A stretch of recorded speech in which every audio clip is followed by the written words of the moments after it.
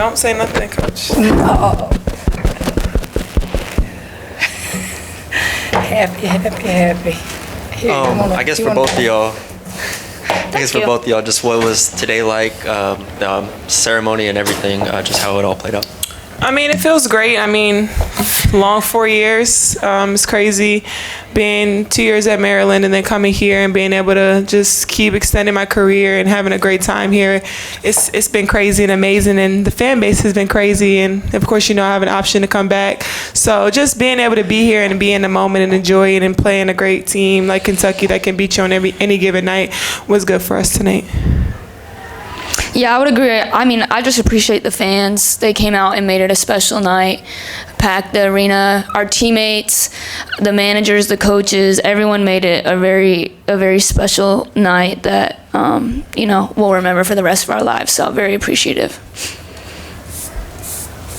For Angel, how's it been having Shaq as like your support system over the past 2 seasons and like walking you out tonight? Does that have like a special impact on you? Yeah, it's been great. I mean, who's better than a person like Shaq? I mean, he's really smart, not just on the basketball court, but just in life. He has his doctorate, so he's educated me on a lot of things outside of basketball. But being able to have somebody like that has been a great inspiration for me. And, of course, enjoying a moment like this with him and the rest of my family was fun tonight. Angel and then Hailey, what is it like to hear one more year from the crowd? It puts a lot of pressure on you, of course. I mean, the fan base here is amazing, and of course I probably will never see anything like this again. So of course you think about that when you're trying to make a decision, because I do love LSU and I love everything here and the support here. They've made me who I am, the Bayou Barbie, because of LSU. So it's a lot of pressure, of course, but I'm just trying to focus on the now and just enjoying the moment. Yeah, obviously it makes you feel good that the fans, want you back so bad, and that this community really cherishes us, and just the support for women's basketball in Baton Rouge by itself is it's really a special thing. So, yeah, I mean, you can't say much. I just love that the fans, want us here so bad.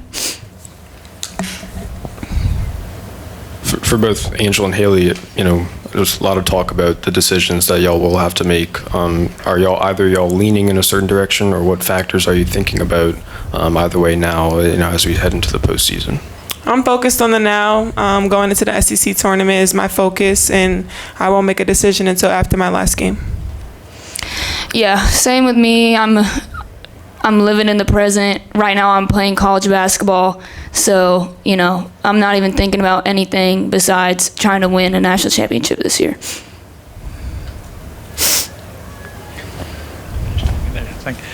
Angel, when you came here, obviously you had dreams and aspirations, but you've been a transformational player. I mean, obviously you've advanced the program a lot. I mean, I know you're in the middle of it. Have you ever had any time to think about that? Was this in any way a goal, or is this when you see the crowds and see the support that has been for women's basketball and the interest, is that something that was beyond anything you imagined when you came here? I knew coming here, the fan base. I already knew the fan base was great because of Mulkey, her coming here, and they followed her from Baylor and understanding what she was coming to do for this program. Of course, coming here, I didn't know I was going to win a national championship. That wasn't really in the thought. I just wanted to come here for a fresh start, come help Coach Mulkey, and she helped me with my game, and then join amazing teammates and a different kind of culture in the SEC. So I feel like everything just came together all at the right time. No, I didn't write down like I want this, and this, but luckily, like God put me in a place where everything just came as a blessing, and I just can't thank LSU enough for just being able to put me in a position like that where not having a lot of expectations.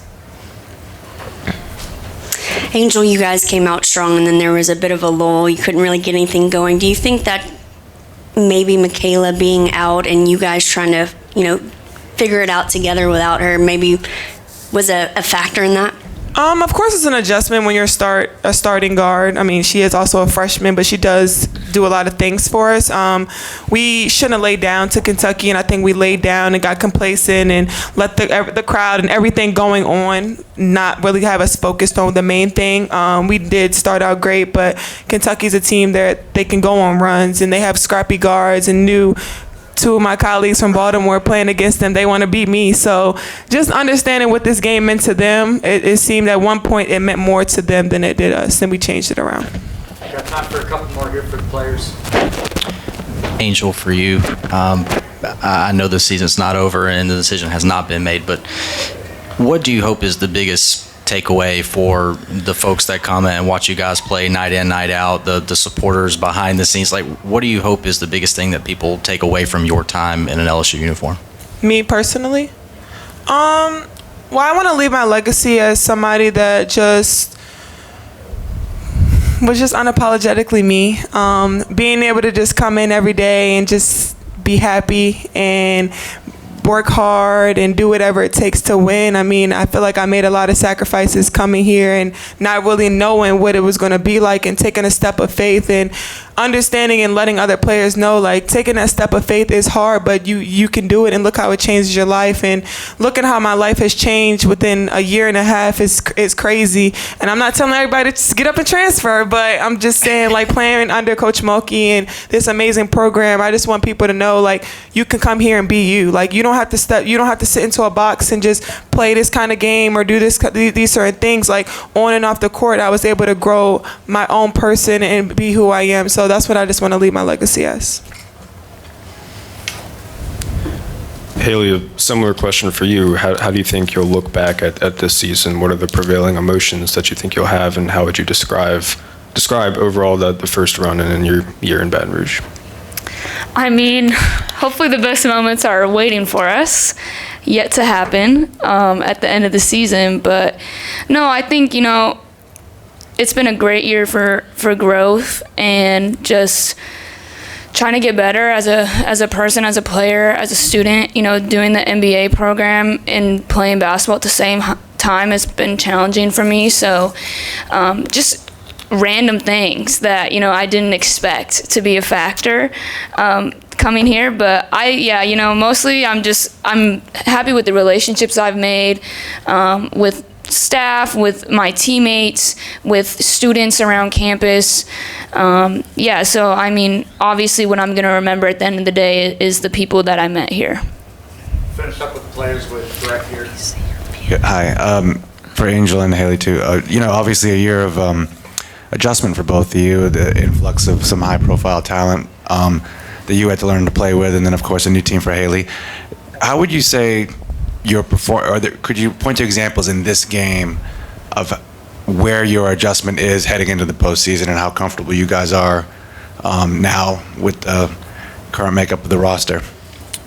Well, you guys know our roster. We play 7 to 8 players sometimes, and being able to be a leader on this team, I got to be in 40-minute shape, and I think that's something that I've adjusted to. And just being able to look back at earlier games in the SEC, I feel like I'm in a better place right now. Being able to be in shape, being able to sit down and get in a stance and play defense and be there for my teammates. I can't look at it as my player only scored this amount of points. I got to look at it as a team effort and go around and look at the whole thing in that perspective. So I think that's where our team is at right now, being able to play together, play team defense, and then offense, that's going to come. We got the talent for that. Yeah, I mean, I would agree. I think today a little bit we were getting tired, which is, on us as players. We have to be in shape coming into the game. But then I think, like you said, like the team chemistry, we still have people who are finding certain flows at certain parts of the game. I know for me, I only had 1 rebound. And like some games I have 7, some games I have 1. Like it's just a little up and down in that area. And I think if I can, we've been talking in the film, if I can get around 3 a game for the rest of this postseason, I think that'll help a lot with taking the load off the bigs of having to carry that load on the rebounding end. So there's certain things like that where it's just little parts of the game that I think if we can get some consistency from everybody, it'll play in our favor in the end. Thank you, girls. Thank you. Thank you.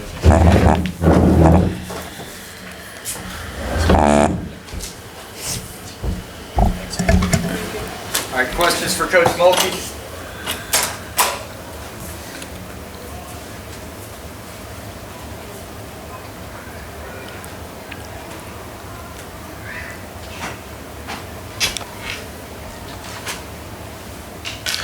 Coach, real quick, do you expect to see Michaela in the SEC tournament? Michaela can play.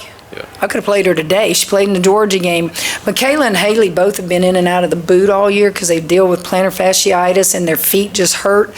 So after the Georgia game, she just said it just kind of tender. So I shut her down. I don't care if she plays in the SEC tournament or not. Put her in a boot. Because what you don't want to have happen is you don't want the wear and tear of something turn into something that's not serious at all. So she's going to be prepared to do it. Today she knew I wasn't going to play her regardless, but she'll be in uniform and all that. But you got 3 weeks, baby. If that foot's tender anywhere, put a boot on it. And overall, what were you thinking, listening to Angel and listening to Hailey talk? What emotions are going through you right now listening to them? I hope that they've answered the questions y'all keep asking me. So don't ask me about if they're coming back or not, right? As you can see, they're focused on basketball and focused on their team. I feel very lucky. I feel very blessed. They chose to come to LSU when we didn't. Angel, in particular, chose to come when we didn't have anything to sell other than myself. We didn't have national championship or anything like that. Now, we had history to sell in women's basketball back in the Simone days and Sylvia days. And I'll say it again, Angel Reese and what she did with her teammates in 1 year, that's pretty remarkable. And then Hailey, the word that comes to mind for me is these young people, they're brought up in a generation where it's what have you done for me lately, and it's a very selfish generation. And that's my opinion.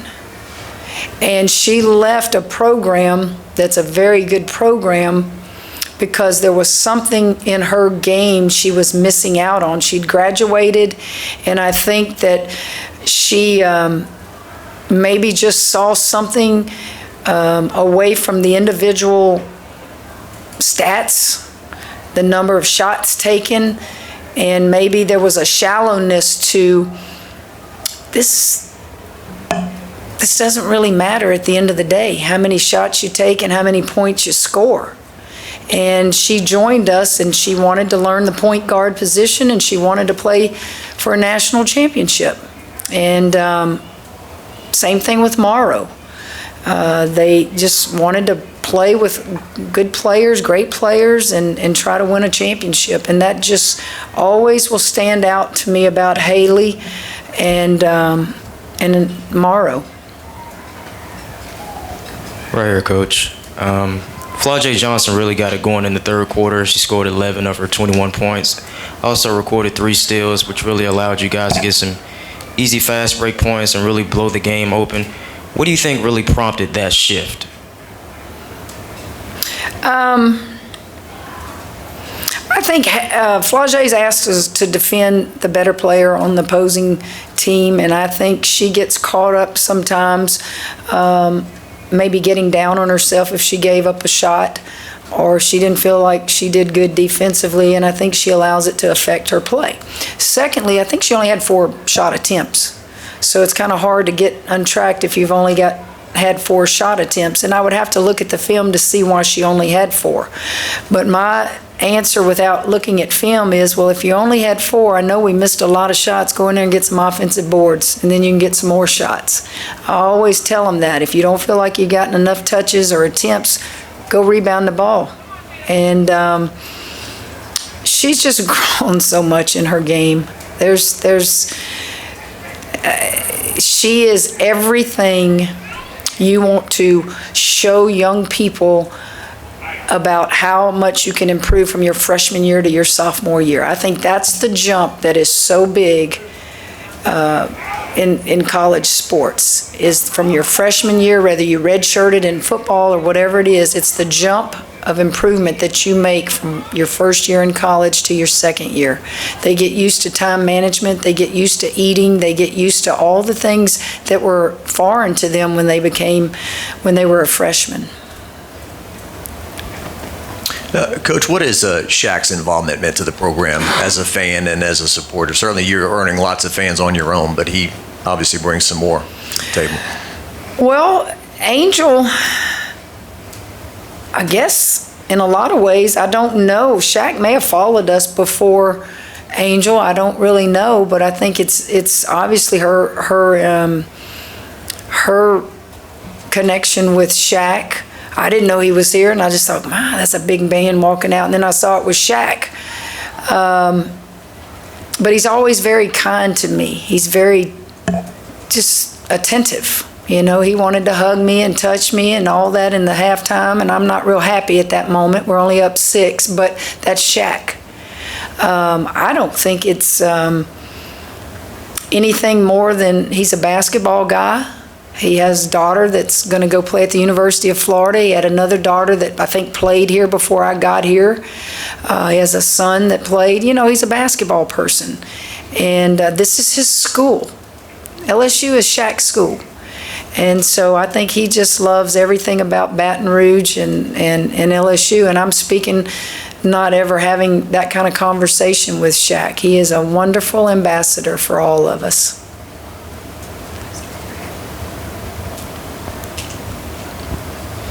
Hey, Cam, I got 2 for you.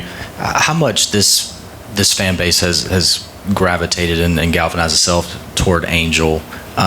Just how special has that been for you as her coach to see that the fans really just embrace her like they have the last couple of years? And then also, too, just wanted to get your thoughts on your bobblehead, if you've seen it.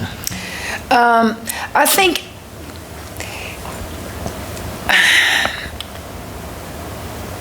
times are different now. What we are witnessing with these fans, and not just in the PMAC, but on the road, I've never seen anything like it, guys. And this isn't my first rodeo. I won 3 championships at Baylor. I've had a 40-0. I've never seen anything like this. So what's different? So I keep asking myself that question, and I think what's different is they're very, very talented. They're very entertaining. They're very accessible. They have unbelievable personalities, and they let it show. And if you combine all of that with a tough woman, that kind of intrigues people. That you can be beautiful, you can be talented, you can be tough, you can be you, and it reaches people that may have never had an interest in women's basketball before. I think it's a lot of that. And of course, Angel brings that to the court. Flage, I mean, what a story that is.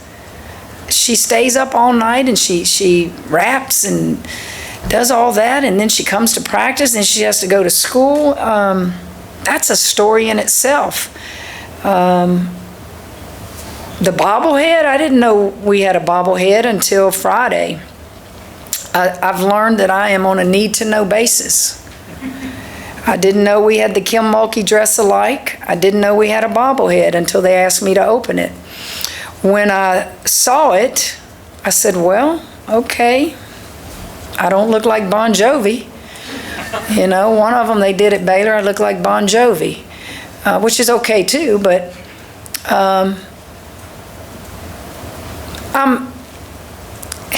I would rather it be for the kids. I would rather it not have been on senior night. They know if I had known about it, I would have said no. But I also am not upset about it because I understand what we're doing, and that probably brought more people to the PMAC. Like these jackets. I wouldn't go pay for all this stuff, but I wear it. So we've all, in some way, kind of contributed to this craziness we're seeing with fans. Coach, you talked about you got a little heated there at halftime. Your girls, Angel said it, complacency. I know you're not going to tell us what you said at half, but what do you think? Where do you think that came from, and what kind of snapped them out of it, should I say? Let me make it clear. This is not any reflection of Kentucky or Kyra Elsie. I love that woman.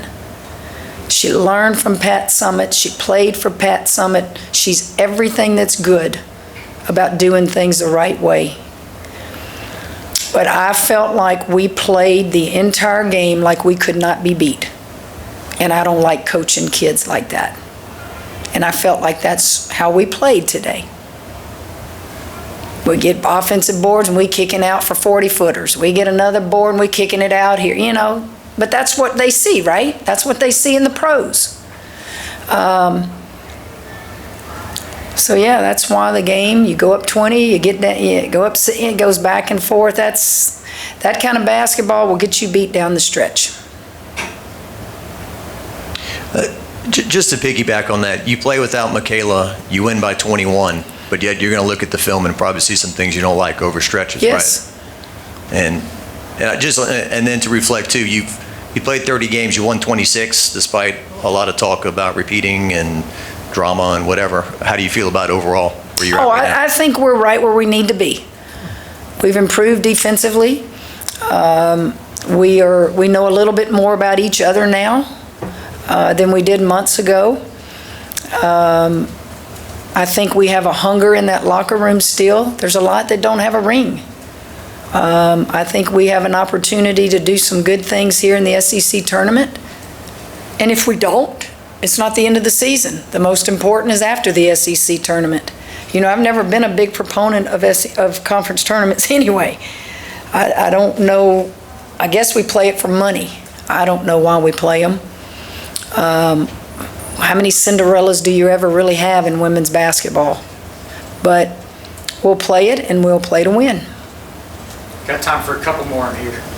Yeah, Kim, exactly what were you thinking on your early exit as you first half when you kind of left early, not very happy? What were you Went thinking? to get the flowers for the presentations. Like, what are you going to do in six seconds that's not going to make me mad? So go get a flower. You know, flowers make women feel good. Did you know that? Well, I knew that. Okay. That's why you went and got. You went. There's a song, and remember this, because I'm not being funny here. Bring my flowers now while I'm living. Go listen to it. Old Tanya Tucker sings probably the best version. Bring my flowers now while I'm living. And I mean that. I just went out there to see if they had it all set up for it to go, and I turned back around and met them at half court.